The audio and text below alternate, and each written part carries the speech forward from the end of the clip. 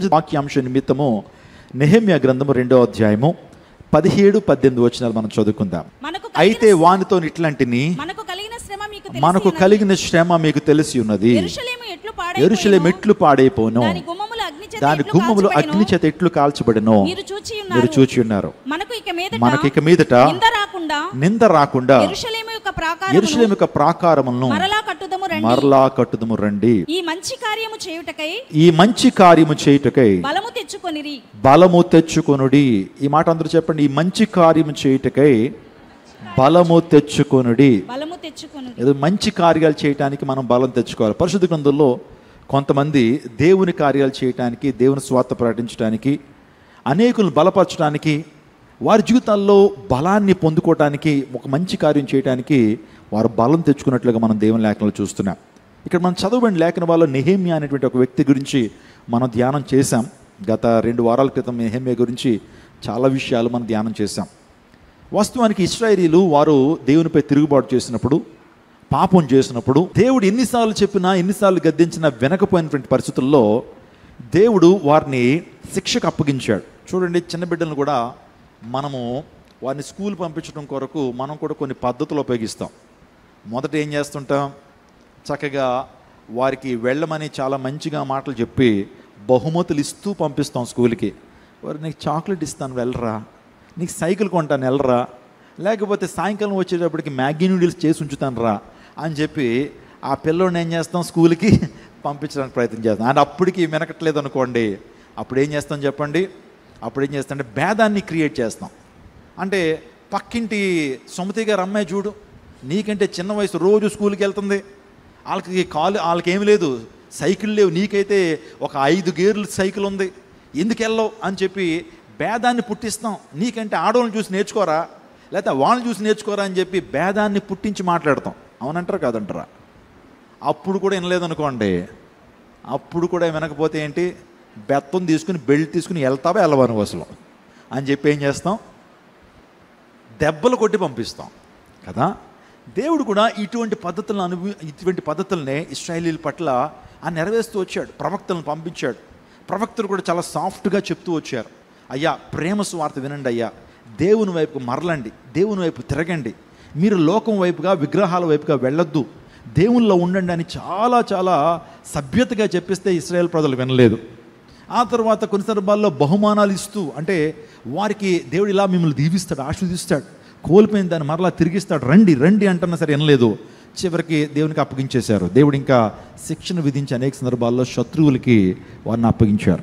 ఆ టైంలో బబులోను సామ్రాజ్యపు అధినేత నెబుకద్నెజరు యెరూషలేముని దండెత్తి నిజంగా మొదటి దఫాలో చాలామందిని తీసుకెళ్ళిపోయాడు. నేను చెప్పాను గత ఆల్ నైట్ ప్రేయర్లో, 604వ సంవత్సరంలో, అంటే క్రీస్తు పూర్వం 604వ సంవత్సరంలో నెబుకద్నెజరు యెరూషలేము మీద దండెత్తి అనేక మందిని తీసుకెళ్ళిపోయాడు. అంటే యోగ్యులైనటువంటి వారిని, టాలెంటెడ్ పీపుల్ని, బలం కలిగినటువంటి వారిని, బాగా చదవరులను, జ్ఞానంగా ఉన్నటువంటి వారందరినీ కూడా సెలెక్ట్ చేసి తన రాజ్యంలో కమాండర్స్గా, తన రాజ్యంలో పని చేయడానికి అడ్మినిస్ట్రేటివ్ ఆఫీసర్స్గా ఉండటం కొరకు తీసుకెళ్ళాడు. ఆ మొదటి దఫాలోనే మనం చూస్తున్నట్టు దానియేలు, షెడ్రక్, మేషక్, అబేద్నెగోలు, వారి యొక్క యూదా భాషలో అననీయ, అజర్య, ఇంకోళ్ళు ఎవరు. సో ఆ ముగ్గురు దానియేలందరూ కూడా మొదటి స్టేజ్లోనే, మొదటి దఫాలో వెళ్ళారు. ఆ తర్వాత 8 సంవత్సరాల తర్వాత మరలా నెబుకద్నెజరు దండెత్తాడు. దండెత్తి ఈసారి 10,000 మందిని తీసుకెళ్ళిపోయాడు. ఎంతమందిని? 10,000 మందిని తీసుకెళ్ళిపోయి వాళ్ళని క్యాబారు అనేటువంటి నది దగ్గర వారు ఉంచేశాడు. క్యాబారు నది దగ్గర తాగండి, నీళ్ళు తాగుతూ బతకండి, ఆహారం కావాలంటే చుట్టుపక్కల అడుక్కుని బతకండి అన్నాడు. ఎవరు? నెబుకద్నెజరు. చాలా ప్రయాస. అప్పుడు గుర్తొచ్చింది వాళ్ళకి, మన ప్రభువు మాట వినుంటే మన దేశంలోనే, మన ప్రాంతంలోనే చక్కగా ఆహారం తింటూ ఆయన ఆరాధిస్తూ ఉండేటువంటి వారు మాట వినకపోవటం వల్లే ఇక గత్యంతరం వచ్చింది అని చెప్పి బుద్ధి వస్తూ ఉంది. ఆ టైంలో మళ్ళీ అక్కడ కూడా దేవుడు కొంతమంది ప్రవక్తల్ని ఏర్పాటు చేసి వాళ్ళకి టీచింగ్ ఇప్పిస్తానే ఉన్నాడు. ఇప్పటికైనా మారండి, మరలా దేవుడు వెనక్కి మిమ్మల్ని తీసుకొస్తాడని. అంటే ఇశ్రాయేలీలు వారు కొంతమంది ప్రార్థించారు, కొంతమంది దేవునిపై తిరుగుబాటు, అప్పుడు కూడా తిరుగుబాటు చేసిన వాళ్ళు ఉన్నారు. ఇంకా మూడో స్టేజ్లో ఏం చేశాడు తెలుసండి, నెబుకద్నెజరు వచ్చి ఈసారి ప్రజలను తీసుకెళ్ళటం కాదు, కానీ ఈసారి ఏం చేశాడు, యెరూషలేము ప్రాకారాలను కొలగొట్టేశాడు. వారికి చుట్టూరు శత్రు దుర్భేద్యమైనటువంటి ఆ ప్రాకారాలను ఏం చేశాడు, కూల్ చేసి యెరూషలేము గుమ్మాలను ఏం చేశాడు, కాల్చేశాడు. అంటే మీరు ఆలోచన చేయండి, కాల్చేసి మొత్తం పట్టణం చుట్టూ కూడా సైన్యాన్ని నుంచి ఏ ఒక్కడు కూడా పట్టణం బయటికి రావడానికి వీల్లేదు. ఏమంటే పొలాలును తోటలన్నీ ఎక్కడ ఉంటాయి? పట్టణం వెలుపలు ఉంటాయా, బయట ఉంటాయా? వీరు ఏదన్నా ఆ వరి కానీ గోధుమలు కానీ తెచ్చుకోవాలంటే ఎక్కడికి వెళ్ళాలి? పొలాలకు వెళ్ళి తెచ్చుకోవాలా. నిజంగా బంధించేశాడు. లాక్డౌన్ అంటే తెలుసా మీకు? లాక్డౌన్ విధించాడు. ఏ ఒకడు ఇంటిని కదిలి రావడానికి వీల్లేదు, వస్తే చంపేస్తామని చెప్పి లాక్డౌన్ విధించాడు. Do you know what? ఎన్ని నెలలు లాక్డౌన్ పెట్టాడు తెలుసండి? ఆల్మోస్ట్ 18 months, 18 నెలలు లాక్డౌన్ విధించాడు. ఆ టైంలో భయంకరమైన కరువు. ఏ ఒక్కరు కూడా బయటకు వచ్చి ఆ గోధుమలు తీసుకోవడానికి వీల్లేదు. పంట పొలాలకు వెళ్ళి ఆ పంటను తీసుకోవడానికి అవకాశం ఇవ్వలేదు. ఆ టైంలో చాలా భయంకరమైన కరువు జెరూసలేములోకి వచ్చింది. భయంకరమైన కరువు. నిజంగా ఎంత భయంకరమైన కరువు అంటే తల్లులు తమ సొంత కుమారులను కూడా వండుకునే పరిస్థితికి, చిన్న బిడ్డలు వండుకునే పరిస్థితికి వారు వచ్చారు. దానికంతటికి కారణము దేవునిపై తిరుగుబాటు చేయటం, పాపం చేయటం, దేవునికి ధిక్కారంగా మాట్లాడటం, దేవుని దగ్గర ఒకరికి చెప్పి గర్వాన్ని ప్రదర్శించడం ద్వారా దేవుడు వారికి బుద్ధి చెప్పాడు. ఆ టైంలో నిజంగా ఇశ్రాయేలు అప్పుడు మొర్ర పెట్టారండి. 70 సంవత్సరాలు ఆ నెబుకద్నెజరు చెరలో ఉండిపోయినప్పుడు దేవుడు వారు మొర్ర విన్నాడు. చాలులే, వీళ్ళకి బుద్ధి చెప్పింది చాలులే అని చెప్పి దేవుడు ఆ టైంలో నెహెమ్యా అనేటువంటి వ్యక్తిని దేవుడు ఎంపిక చేసుకున్నాడు. నెహెమ్యా ఎవరు అంటే అర్థహదస్త అనేటువంటి ఆ రాజు దగ్గర గిన్నె అందించేటువంటి వాడు. షూషన్ కోట అనేటువంటి ఆ కోటలో నెహెమ్యా ఒక చక్కటి ఎంప్లాయీగా ఉన్నాడు. చక్కటి రాజుకి చేదోడు వాడు కుడి భుజంగా, మాటలు చెప్పాలంటే రాజుకి ఒక పర్సనల్ అసిస్టెంట్గా ఆ వ్యక్తి ఉన్నాడు. ఎంత ప్రాముఖ్యమైనటువంటి స్థానంలో ఉన్నాడంటే దేవుడు అంత గొప్ప కృపకి నెహెమ్యాని బాధ్యుడిగా చేశాడు. చేసిన తర్వాత ఎప్పుడైతే ఈ విషయం తెలిసింది, యెరూషలేము ప్రాకారాలు కూలగొట్టబడ్డాయి, యెరూషలేము గుమ్మాలు కాల్చబడ్డాయని ఎప్పుడైతే తెలియగానే ఏడ్చాడండి. మా పితరులు ఉండేటువంటి స్థలం అది, ఎంతో చారిత్రాత్మకమైనటువంటి సిగ్నిఫికెన్స్ ఉన్నటువంటి ప్రాంతం జెరూసలేం. అక్కడే దావీదు మహారాజు సింహాసనాన్ని ఏర్పాటు చేసుకుని యెరూషలేముని, ఆ తర్వాత ఇజ్రాయెల్ దేశాన్ని పరిపాలన చేశాడు. అక్కడే నా పితరుడు అబ్రహాము ఒక బలిపీఠాన్ని కట్టాడు, దానికి యెహోవా ఈరే అని పేరు పెట్టాడు. నిజంగా ఆ ప్రాంతం అంతా కూడా శ్రేష్టమైన ప్రాంతాలు, మాకు గుర్తుకుండేటువంటి ఆ ప్రాంతాలు శత్రు యొక్క చేతిలో ఉన్నాయే. ఈ రోజున ఆ గోడలు పగిలిపోయి, ఆ గోడలు ఏమైనాయి, నాశనం అయిపోయినాయి, గుమ్మాలు కాలిపోయినాయి. నేను మరలా తిరిగి కట్టాలి. ప్రైజ్ గాడ్, హల్లెలూయా. ఎజ్రాని కూడా తను ఇద్దరాన్ని కలుపుకున్నాడు. ఎజ్రా, ఆ తర్వాత ఈ యొక్క ఎవరో నెహెమ్యా, ఇద్దరు కూడా కలుపుకుని ఒక మంచి కార్యాన్ని చేయడానికి, యెరూషలేము ప్రాకారాలని, దాని గుమ్మాలని కట్టడానికి పూనుకున్న ఈ యొక్క నెహెమ్యా ఈరోజు మనకు ఆదర్శప్రాయంగా ఉన్నాడు. మనం కూడా పడిపోయిన ప్రాకారాలను కట్టాలి. ఒకవేళ దేవునితో నీకున్న సంబంధాలు ఒకవేళ బద్దలైన పరిస్థితులు ఉన్నాయా? దేవునికి నీకు మధ్య అడ్డుగోడలు లాంటివి ఒకవేళ ఉన్నాయా? ఒకవేళ నీ జీవితంలో కూడా ప్రభువుకి ఆయాసకరమైన మార్గాలు ఏమైనా ఉన్నాయా? ప్రభువుకి ఆయాసకరమైన మార్గం ఏదైనా ఉందేమో అని చెప్పి పరీక్షిస్తూ నీవు మరలా నీ ప్రాకారాలు తిరిగి కట్టడానికి ఇష్టపడుతున్నావా? నీ ప్రార్థన ప్రాకారాలను తిరిగి కట్టడానికి ఇష్టపడుతున్నావా? నీ యొక్క సహవాసమైనటువంటి ఆ ప్రాకారాలు తిరిగి కట్టడానికి ఇష్టపడుతున్నావా? నీవు దేవునితో నడిచేటువంటి ఆ యొక్క పరిశుద్ధత అనేటువంటి ప్రాకారాలను తిరిగి కట్టడానికి ఇష్టపడుతున్నావా? చక్కగా నువ్వు కట్టుకున్నావు, ఆధ్యాత్మిక జీవితాన్ని చక్కగా కట్టుకున్నావు, కానీ అవి ఇప్పుడు పగిలిపోయిన స్థితిలో ఉన్నాయి, అవి కాలని స్థితిలో ఉన్నాయి. నిజంగా నీ పరిశుద్ధ అనే గోడ, నీ పరిశుద్ధ అనే ప్రాకారము, నీ యొక్క ప్రార్థన అనేటువంటి ప్రాకారము, నీ వాక్య ధ్యానం అనేటువంటి ప్రాకారము, సాక్ష్య జీవితం అనేటువంటి ప్రాకారము, ఈ ప్రాకారాలని కూడా శత్రువు వచ్చి ఏం చేశాడు? కూల్చేశాడు. శత్రువు వచ్చి కూల్చేశాడు, గుమ్మాలను కాల్చేశాడు. మరలా అవి తిరిగి కట్టబడాలి. హల్లెలూయా.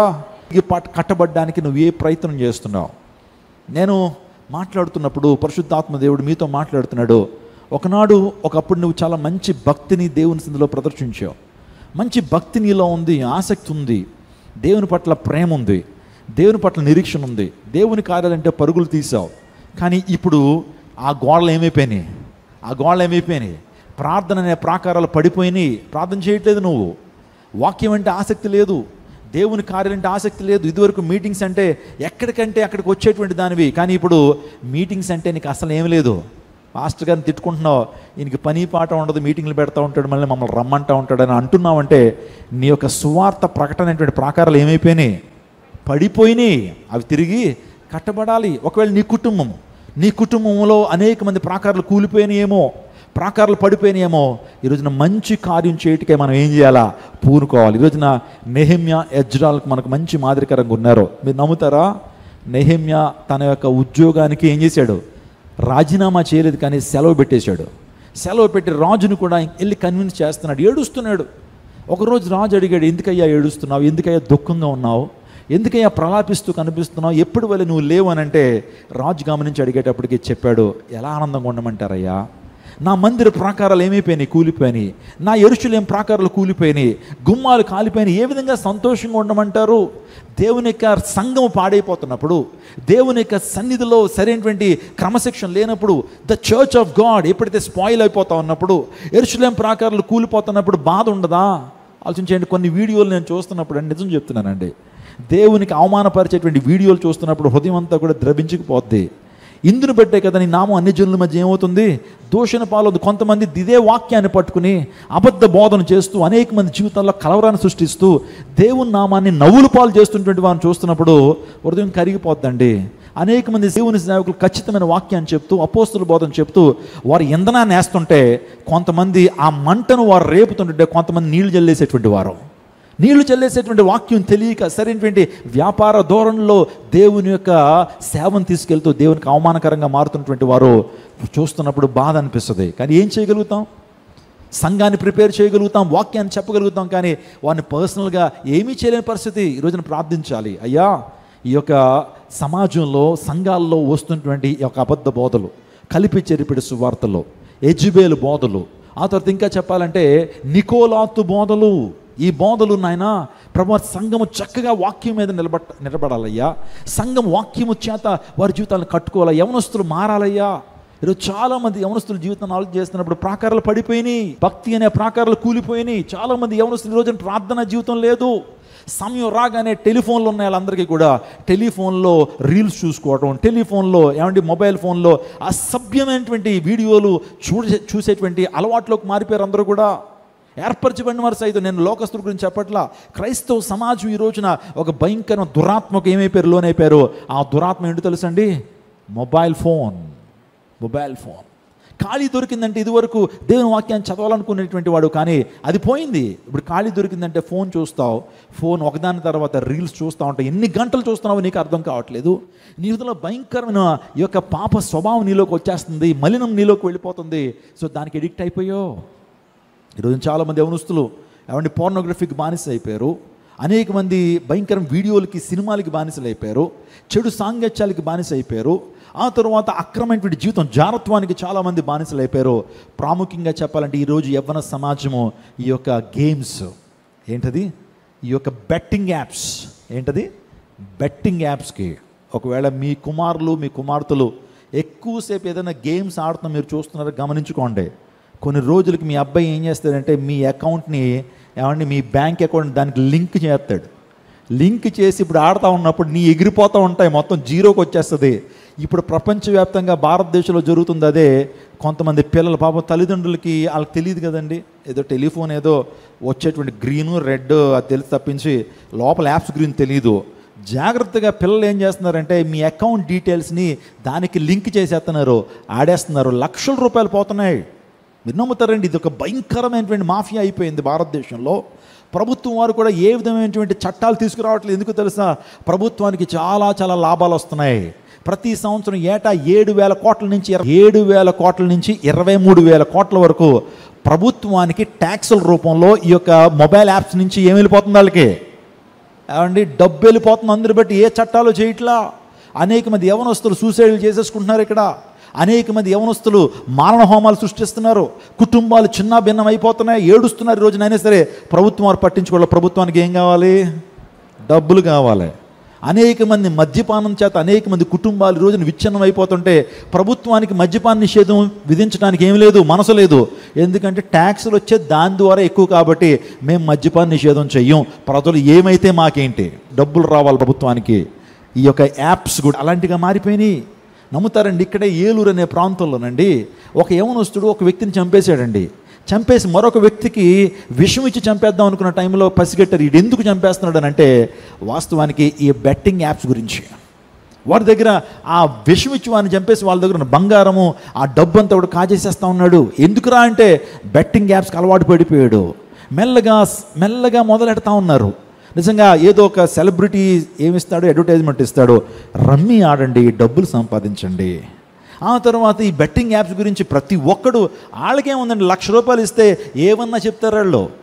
ఏమంటే ఈరోజు సెలబ్రిటీలు అని చెప్పి మనం ఎంతో గౌరవిస్తుంటామే, వాళ్ళు మన యొక్క క్షేమాన్ని ఎప్పుడు కోరేటువంటి వారు కాదు. వాళ్ళు మనం ఎటుపోయినా ఏమవుతున్నా వాళ్ళకి సంబంధం లేదు. సో వాళ్ళు ఏం చేస్తారు, సిగరెట్కి ఎండార్స్మెంట్ ఇవ్వమంటే ఇస్తారు వాళ్ళు. సిగరెట్కి బ్రాండ్ అంబాసిడర్ ఉంటే డబ్బులు ఎత్తే వాడని ఏం చేస్తాడు. బెట్టింగ్ యాప్స్ కూడా చాలామంది ఈ రోజున ఎండార్స్మెంట్ చేస్తూ, ఆ తర్వాత ఇంకో మాటలు చెప్పాలంటే బ్రాండ్ అంబాసిడర్స్గా ఉంటూ అనేక మంది యవనస్తుల జీవితాలతో ఆడుకున్నటువంటి సెలబ్రిటీస్ లేకపోలేదు. వారికి ఏం కావాలా, ₹1,00,000 ఇస్తే యాడ్ ఇచ్చేస్తారు, లేకపోతే ₹1,00,00,000 ఇస్తే యాడ్ ఇచ్చేస్తారు. లోకం ఎలా వెళ్ళిపోతుందో వాళ్ళకి ఏం లేదు, పట్టదు. ఎవడెలా పోతే వాళ్ళకేంటి. సమాజం పట్ల బాధ్యత కలిగినటువంటి వాడు నిజమైన దేవుని సేవకుడు ఒక్కడే. క్రైస్తవుడు ఒక్కడే మాత్రమే సోషల్ రెస్పాన్సిబిలిటీ కలిగి ఉంటాడండి. ఒక వ్యక్తి తాగుతుంటే ఎవరికి బాధ అనిపించదు, ఒక వ్యక్తి వ్యభిచారంలో ఉంటే ఎవరికి బాధ అనిపించదు, ఒక వ్యక్తి డ్రగ్స్ తీసుకుంటూ నాశనం అయిపోతుంటే సమాజంలో ఏ ఒక్కడికి పట్టదు. కానీ నిజమైన క్రైస్తవుడికి భారం ఉంటుంది.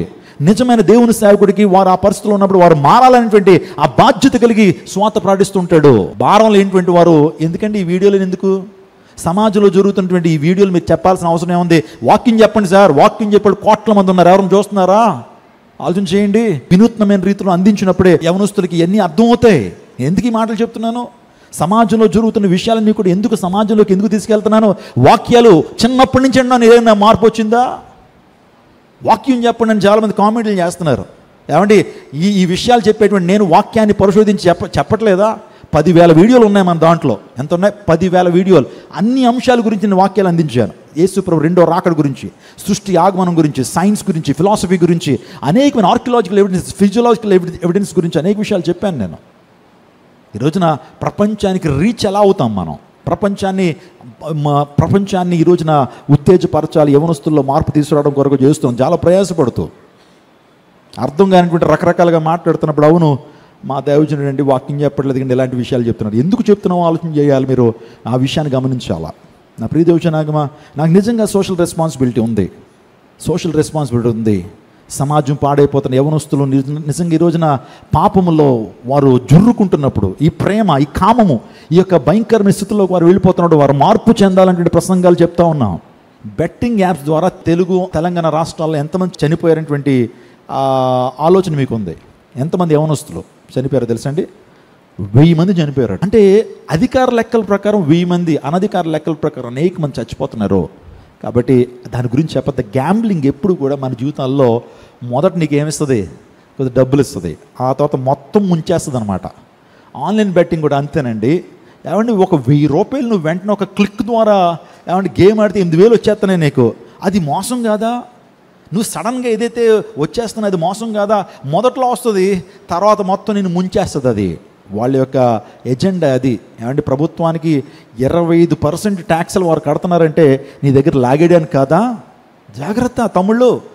బెట్టింగ్ యాప్స్కి ఎవరైనా అలవాటు పడిపోతే కనుక ఇమీడియట్గా ఆ యాప్ను ఇప్పుడే డిలీట్ చేసేసేయండి. మీ ఫోన్ని తీసి అనవసరంగా జీవితం పాడైపోద్ది. రేపొద్దున ఆత్మహత్య చేసుకునే దారుకు నువ్వు వెళ్ళిపోతావు. కుటుంబంలో భయంకరమైన అలజడి వాతావరణం రాకమునిపై ఏం చేయాలి మీరు? దాన్ని డిలీట్ చేసేసేయండి. అది మీకు ఎంతైనా క్షేమం. ఇక్కడ నెహెమ్యా నిజంగా ప్రాకారాలు కట్టబడాలనేటువంటి గొప్ప ఆలోచన కలిగినటువంటి వాడు. ఈరోజు మన జీవితాల్లో కూడా ప్రాకారాలు కట్టబడాలని మనం ఏం చేయాలి? ప్రార్థన చేయాలి. కుటుంబాలు కట్టబడాలని ప్రార్థన చేయాలి. ఈరోజు సమాజం ఎలా అయిపోయిందో తెలుసా? పక్కింటి భార్యాభర్తలు కొట్టుకుంటుంటే ఈళ్ళలో బిర్యానీ వండుకొని చక్కగా తినేటువంటి అంత పైశాచికమైనటువంటి ఆనందాన్ని అనిపించేటువంటి భార్యాభర్తలు లేకపోలేదు. ఇద్దరు విడిపోతున్నారంటే ఎంతమందికి, కొంతమందికి ఎంత ఆనందమో. ఒకళ్ళు పాడైపోతున్నారంటే బిర్యానీలు వండుకునేటువంటి వారు ఎంతమంది లేరు? ఇది నిజమైనటువంటి క్రైస్తవుడు అటువంటి ఆలోచన విధానం కలిగి ఉండడు. ఒక వ్యక్తి పాడైపోతుంటే ఆ వ్యక్తి బాగుపడాలని కోరుకునేటువంటి వాడు క్రైస్తవుడు. ఒక వ్యక్తి నాశనంలోకి జోగుతుంటే ఆ వ్యక్తి ఆ భయంకరమైనటువంటి ఊపి నుంచి బయటికి రావాలని ప్రార్థన చేసేటువంటి వాడు క్రైస్తవుడు. అందుని బట్టే మారాలని ప్రీచ్ చేస్తాడు, మారాలని స్వార్థ ప్రకటిస్తాడు. స్వార్థ అంటే ఏంటి? మత ప్రచారమా? అయ్యా నువ్వు పాపంలో బ్రతుకుతున్నావు కదా, నీ వల్ల కాదు ఆ పాపం నుంచి బయటకు రావడానికి, కానీ నా ప్రభు వల్ల సాధ్యం. ప్రభుని నమ్ముకో. ఆ వ్యభిచార పాపం నుంచి దేవుడు నీకు విడుదలనిస్తాడు, ఆ మద్యపానం నుంచి నీకు విడుదలనిస్తాడు, నీ హృదయాన్ని మారుస్తాడని చెప్పడం సువార్త. ఈరోజున అనేక మంది క్రైస్తవ బోధకులు కానీ క్రైస్తవ ఈ రోజున చేస్తుంది ఏంటంటే సువార్త ప్రకటిస్తున్నారంటే ప్రాకారాలు కట్టబడాలని ఏం చేస్తున్నారు వాళ్ళు? ఏమంటే ప్రయాసపడుతున్నారు.